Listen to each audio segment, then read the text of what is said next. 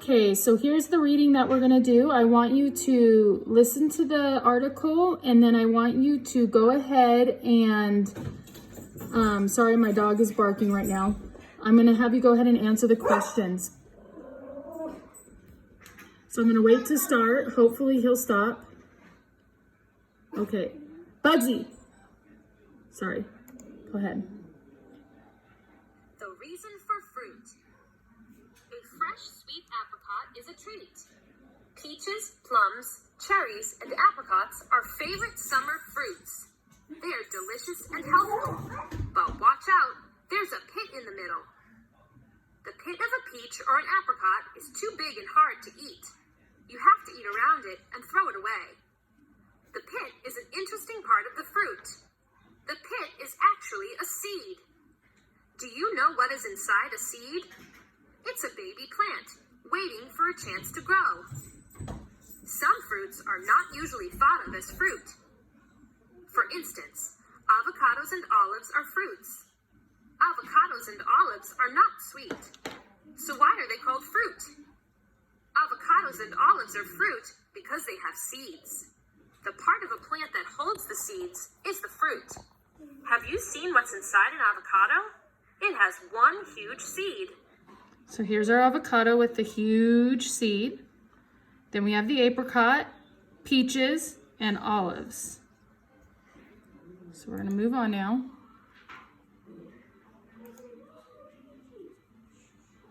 How many seeds? Peaches, plums, and other pitted fruits have one seed. Other fruits have many seeds. Some grapes have 3 or 4 seeds. Apples, pears, green beans, and oranges might have 6 or 7 seeds. That's quite a few chances for a new plant to grow. Some fruits have dozens of seeds. Have you ever counted the seeds in a watermelon? How about in a tomato, pumpkin, or pomegranate? The kiwi fruit might have the most seeds for its size. It has hundreds of seeds.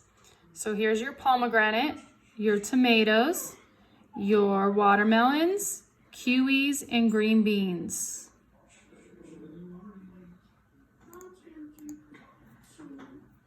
Why do plants make seeds? No plant lives forever. Some plants live for thousands of years, like giant redwood trees. Others live for only a few months, like the annual blanket flower. But each plant dies when it gets old. Because organisms die, every kind of organism must reproduce. When plants reproduce, they make new organisms just like themselves.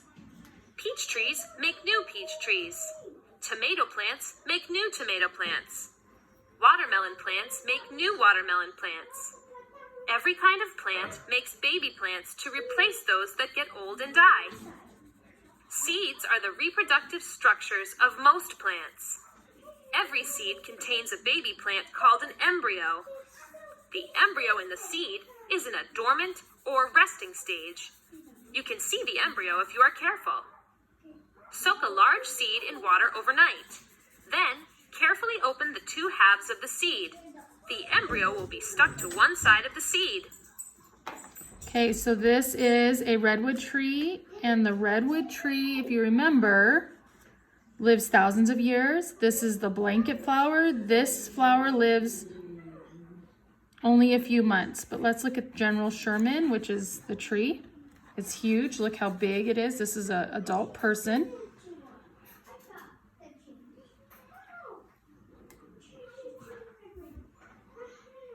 Look how big that thing is. It just keeps going.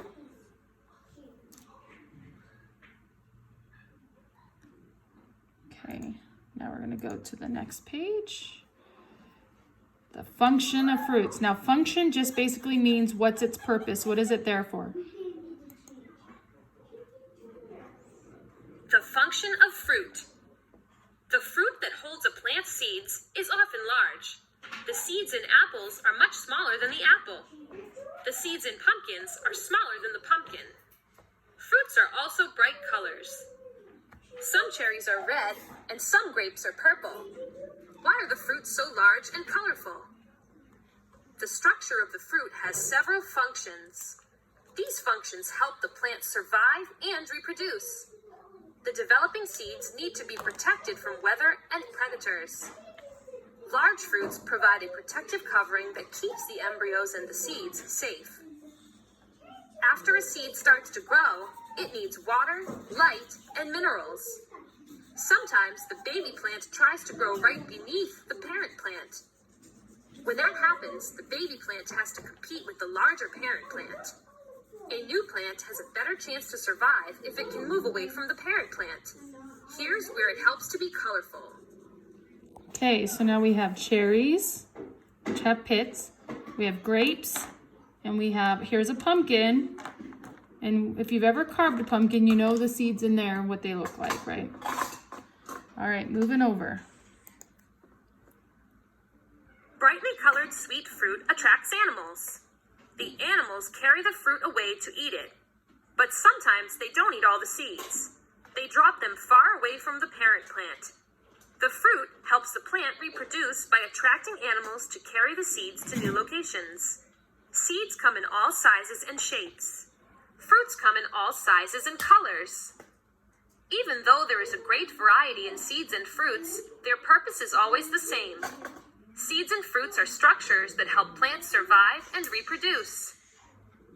What do Thompson grapes, bananas, and navel oranges have in common? They are all seedless fruits. Sometimes an individual plant will bear fruits that don't have seeds. This is not a good thing for the plant. You probably know why. It is nice for people because seedless fruits are easier to eat. That's why seedless fruits are found in the market. Did you ever wonder how plants that don't have seeds reproduce? All right, so this is a Thompson grapes, bananas, navel oranges, and this is actually a cantaloupe. And these questions down here I actually wrote to the side of the video. All right, I look forward to getting some of your answers, and I hope that you enjoyed these lessons.